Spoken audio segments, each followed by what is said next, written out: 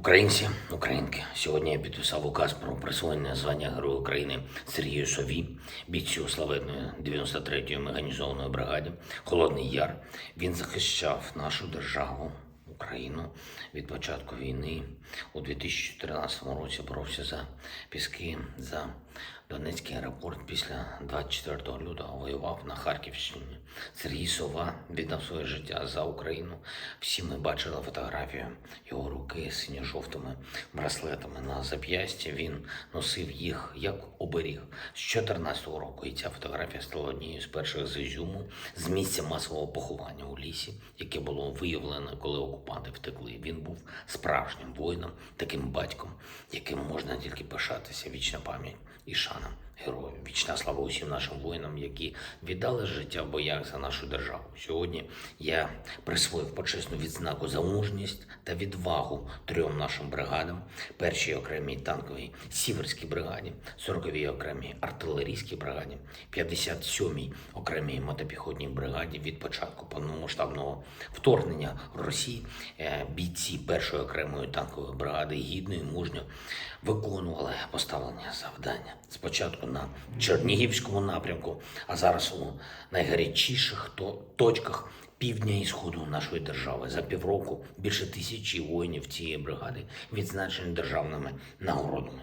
Підрозділи 40-ї окремої артилерійської бригади захищають державу на Харківському напрямку і роблять це дуже хоробро і результативно. Доведенням втрати російської армії від вогню цієї нашої бригади дають зрозуміти усім окупантам, що ворогу на нашій землі місця немає і не буде. 57-ма окрема мотопіхотна бригада за цей місяць відзначилась хорошими результатами на півдні нашої держави. Звільнено ряд населених пунктів на Херсонщині. За період повномасштабного вторгнення Росії у 57-й бригаді вже 3 воїнів відзначено орденом «Золота зірка» та 275 військовослужбовців отримали державні нагороди. До речі, від моменту започаткування такої відзнаки для наших військових підрозділів, а була вона започаткована у травні цього року, вже 46 військових частин відзначено за мужність та відвагу. Із них 38 військових частин Збройних сил України, 4 військові частини Державної прикордонної служби, 4 військові частини Нацгвардії. Дякую вам усім, хлопці, молодці. Героїзм, мужність наших воїнів, прагнення до незалежності і справедливості, яке об'єднало увесь наш народ, не залишають жодних сумнівів, що Україна переможе і що всі окупанти на нашій території обов'язково будуть розбиті, якщо не втечуть. А вже ж, це правда. І ще раз хочу сказать для русских по-русски. Объявленная Россией преступная мобилизация не случайно сразу же была названа самими же гражданами России могилизацией. Могилизация.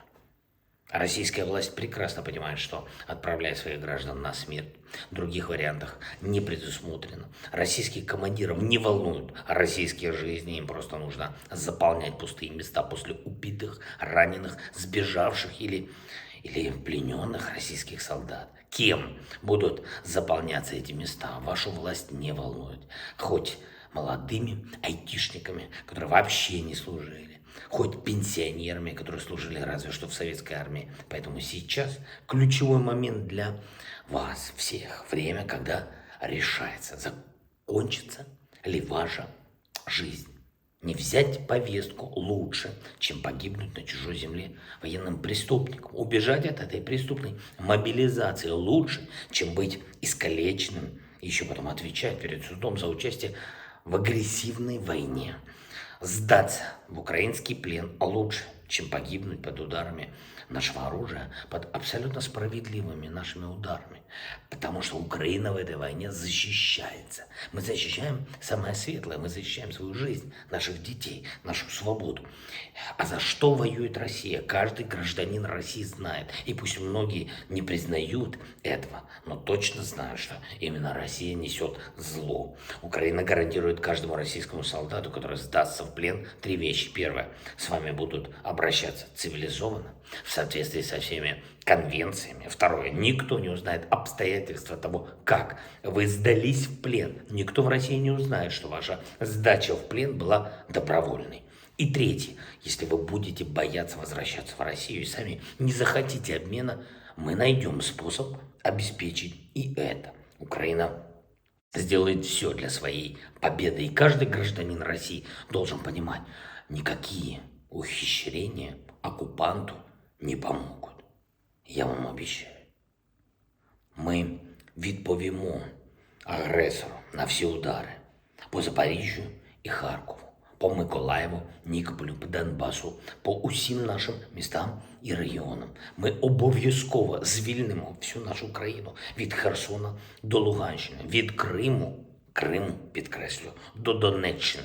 Ми не дозволимо окупанту залишитись непокараним. Кожен вбивця і кат буде притягнутий до відповідальності за те, що накоїв проти нас, українців. Вічна слава усім нашим героям, слава нашому незламному народові, вічна пам'ять усім, хто віддав життя за нашу неньку, за Україну. Слава Україні!